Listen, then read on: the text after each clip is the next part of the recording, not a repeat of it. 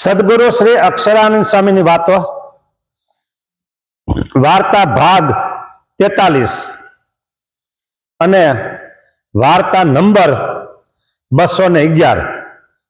તો બે એકડા નાગર બગડો. બસ.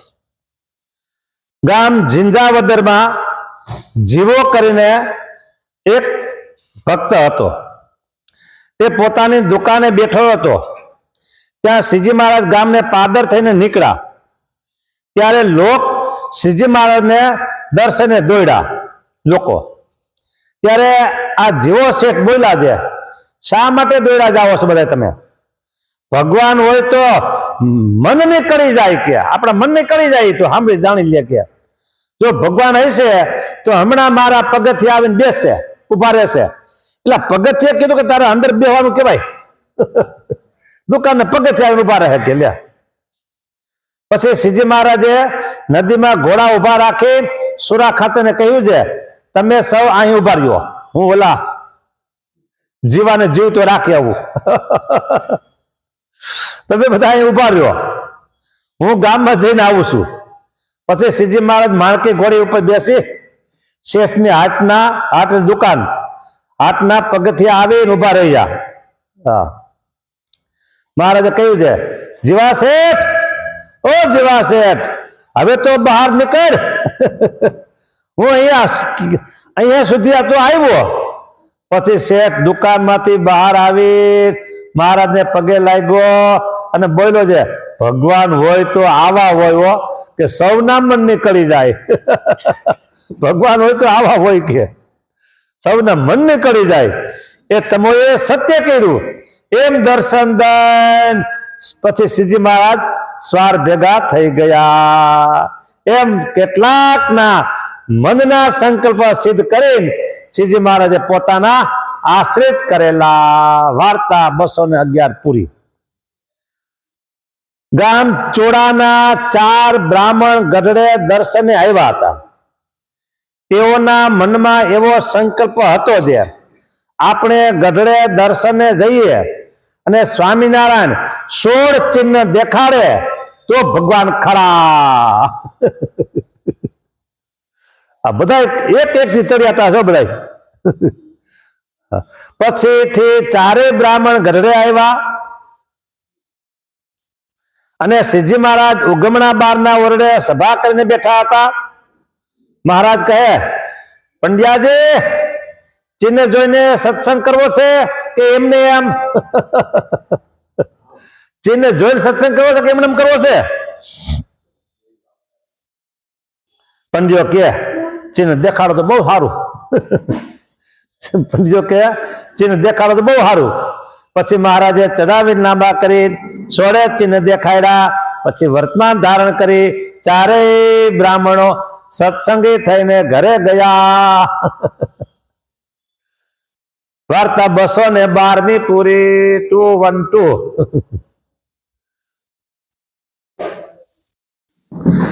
ગામ સાયલા ગામ આવ્યું છે ભાઈ. આમાં હવે શું થાય? કઈ નહીં થાય ને તો બોલે. નકર લોકો કે સાયલા નામ ન લેવાય, ખાવા ન મળે કે. સવારે ઉઠીને તો સાંજે તો વાંધો નહીં. એવું ખરું? તો કાલ જાઉં સવારે ઉઠીને નામ લઈ લઉં વકીલે. એ તમારે એક કામ કરવું, એકાદશી હોય ને તે સવારમાં નામ લઈ લેવું. હે, કાલે એકાદશી છે એટલે તો તમારે એકાદશી નો ઉપવાસ થઈ જાય.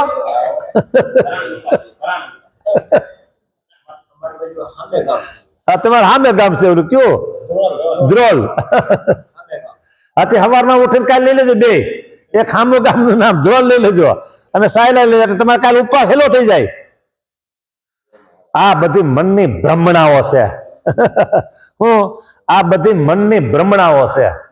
અમે તો ત્યાંથી નીકળી તે વારા કે જો આ સાયલા આવ્યું તો અમે જાય વળતા જતા હોય, ગમતા જતા હોય તો આરામથી થાળ મળી જાય છે અમને.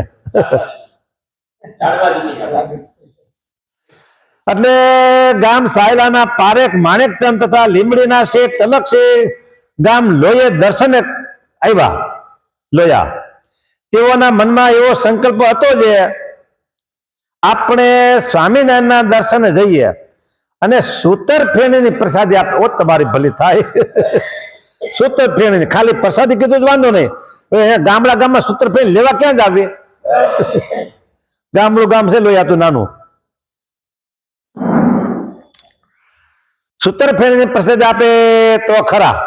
અને પછીથી બે જણા લોહી આવ્યા અને મહારાજને પગે લાગીને બેઠા. મહારાજ કહે, આ બે વાણિયાને સત્સંગ થતો હોય તો લાવો સૂતર ફેણીની પ્રસાદી આપીએ, એના જીવનું સારું થતું હોય ને સત્સંગ થતો હોય તો હાલો ને સૂતર ફેણીની પ્રસાદી આપીએ કે. હા, પછી મહારાજે બે જણને સૂતર ફેણીની પ્રસાદી આપી. પછી બે જણા ઉઠી મહારાજને પગે લાગ્યા અને કહ્યું છે, હે મહારાજ, અમો આવો સંકલ્પ કરીને આવ્યા હતા તે તમે સિદ્ધ કરી બતાવ્યો. પછીથી બે જણા સત્સંગી થયા, વર્તમાન ધારણ કર્યા અને સત્સંગી થઈ અને પછી પાછા ઘરે ગયા. વાર્તા 213મી પૂરી. શ્રીજી મહારાજ વડતાલ પધારતા હતા અને ગામ સુંદરિયાણાની સીમમાં નિસરા. ત્યાં મૂળો કરીને પટેલ હતો. તેને 30 દાળિયા કપાસ વીણવાને કર્યા હતા. ત્યાં રસ્તે મહારાજને ભાળીને દાળિયા સૌએ મૂળા પટેલને કહ્યું છે, બાબા.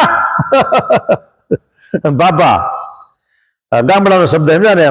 બાબા, અમને સ્વામિનારાયણના દર્શન કરવા સારું જવા દે ને. આ દાળિયાઓ કે છે. પટેલ કહે, કાલા વીણવા આવ્યા છો કે ખોટી થવા આવ્યા છો? કાલા એટલે કપાસ વીણવા. હા, જો તમારી તાણ હશે તો એમની મેળે એ આવશે, આપણે ખોટી થઈને ત્યાં શું કેમ જવું? પછી મહારાજ વાગડને રસ્તે સ્વારને ઉભા રાખી માણકીને એકદમ વેલી મૂકી, દોડાવી અને મુળા પટેલની પાસે આવીને કહ્યું છે, મુળા પટેલ, એ મુળા પટેલ, વાગડનો માર્ગ કયો છે? વાગડનો માર્ગ કયો છે કે? મુળો પટેલ કહે, મહારાજ, વાગડનો માર્ગ તો ઘોડા ઉભા રાખ્યા છે ને ઈ જ છે, પણ આ દાળિયાને મેં ખાડીને રાખ્યા હતા. જે ભગવાન હોય તો તમારી તાણ નહીં જાણી જાય, માટે મને વર્તમાન ધરાવો. હવે તમે કે, આ મૂળો પટેલ કેવો? મેં એવું થયું કે અહીંયા આવશે તમને દર્શન દેવા, તો તમે આવ્યા. પછી 30 દાળિયા અને 31મો મૂળો. મૂળો તીખો તો ગાજર થઈ ગયો મૂળો. હા, મૂળો પટેલ તે સૌને મહારાજે વર્તમાન ધારણ કરાવ્યા અને સત્સંગી થયા. પછી મહારાજ સ્વાર ભેગા થઈ અને આગળ વાગડ ગામ પધાર્યા. વાર્તા 214મી પૂરી થઈ. બોલો.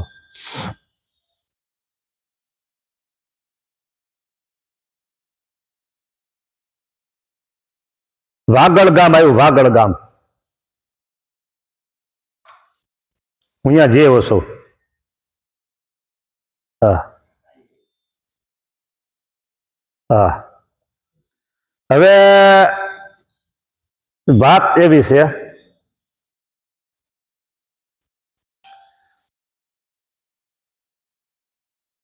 શિવલાલ શેઠ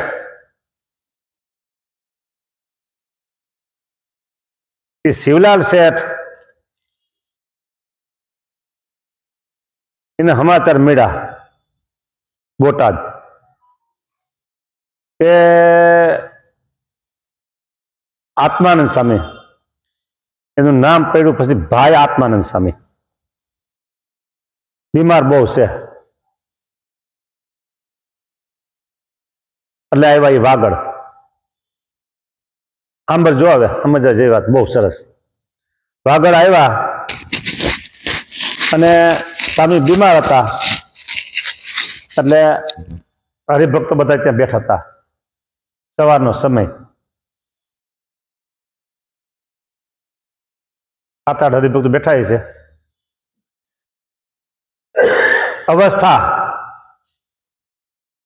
100 ઉપર 26 વર્ષ એમ કઈક 126 25 26 વર્ષ 116 ને હા 116 શરીરના બંધ ઝાડો પેશાબ વહી જાય આજની જેમ નાવા નળ જેવી કઈ સુવિધા હતી નહીં પાણી સિંચવા પડે તળાવ હોય નદી હોય કુવા હોય અહીંયા બધું સાફ બધું કરવું પડે શેઠે જોયું શીલા શેઠે આ બધું ગંધાય છે એમ બોલ્યા ને કે હમણાં માણસ એક રાખ્યો છે હમણાં આવશે સાફ કરી જાય હમણાં માણસ એક રાખ્યો છે ને સાફ કરવા આવશે શિવલાલ શેઠ જે કપડા પહેર્યા હતા એ ઉપરના કપડા ઉતારી ખંભે ફાર્યું પન્યું જે કહે છે એક બાજુ મૂકી અને સામીને સાફ કર્યા હો રેવા દો શેઠ તમે રેવા દો કે આ સેવા કઈ મળતી હશે કે પેલો તો મજૂર છે એને રૂપિયા આપો સાફ કરી જાય હા શિવલાલ શેઠે હો બધા કપડા એક બાજુ કાઢ્યા સામીને નવરાવ્યા બીજા સારા વસ્ત્ર ગોદડા ગાદલા જે કાંઈ છે બધું પાથરું અને સામીને હરખાય વ્યવસ્થિત નવરાવ્યા પોતે પાસે નાયા સામીને વસ્ત્ર પહેરાવ્યા અને સામી રાજી થઈ ગયા બહુ રાજી થઈ ગયા શિવા નજીક આવી ગયા નજીક આવી બોલો સ્વામી શું સેવા જો આવતીકાલે હું છે ને ધામમાં જવાનો છું આવતીકાલે હું ધામમાં જવાનો છું તું માગી લે તું કે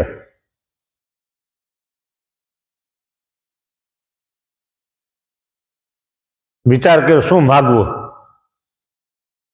તમે એમ કરો તમારા 13મા દિવસે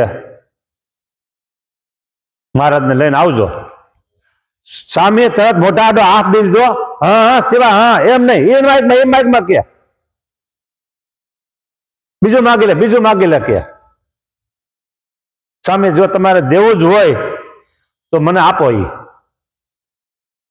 આગ્રહ કર્યો જા 13મા દિવસે મહારાજને લઈને હું તને ચડવા આવીશ કે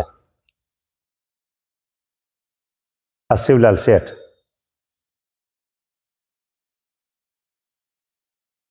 નવલખા કહેવાતા નવલખા એની પાસે એના બાપુજી પાસે 9 લાખ રૂપિયા હતા એ જમાનામાં ને આ તો બહુ મોટા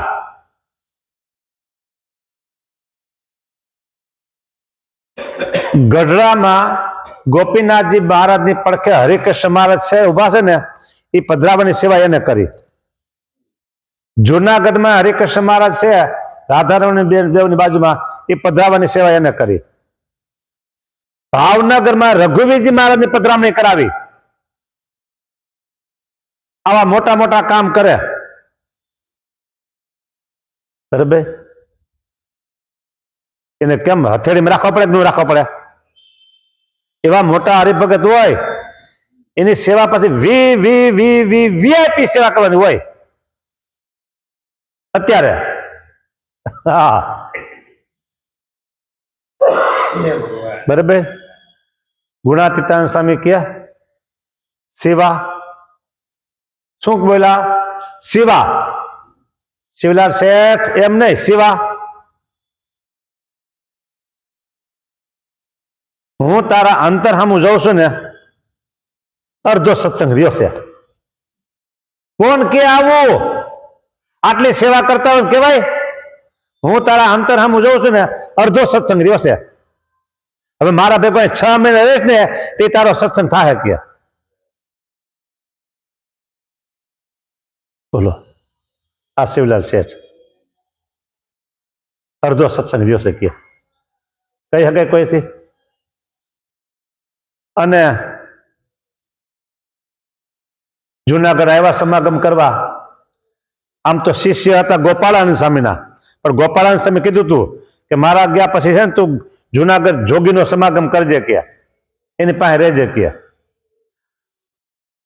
જુનાગઢ સત્સંગ સભા બધું કરતા હશે એમાં ગામમાં ગયા અને કંઈક 150 રૂપિયા માંથી હોનું લઈને વાં દીધું 150 રૂપિયા કમાઈ ગયા આવ્યા સામે સામે લ્યો આ સંતોને રસોઈ મોતિયા લાડુની રસોઈ મોતિયા શું કરસ કે મોતિયા તો કૂતરાના નામ હોય કે હોતે તમે મને 1.5 લાખ રૂપિયા દેવા આવો એ 150 ને 1.5 લાખ થી વધારે થાય 1.5 લાખ રૂપિયા દેવા આવો સારું સારું સારું શું કેમ આમ સેમ એવું એમ કહો હું આ 1.5 લાખ રૂપિયા લાય કથા બે હતો કે એમ કહી શકાય સામે કહી દીધું ધાડ દઈને હા આવા શિવલાલ શેઠ એ આવી સેવા કરી એને બાપુજીને બહુ મોટો રીતે ભગત દોશી ભાઈ એટલે અહીંયા એવું વાગડ ગામ આવ્યું તો વાગડના ભાયાત્માનંદ સ્વામીની સેવા કરી શિવલાલ શેઠે અને ધન્ય બની ગયા એવી વાત છે અહીંયા કથાને આપણે વિરામ આપીએ છીએ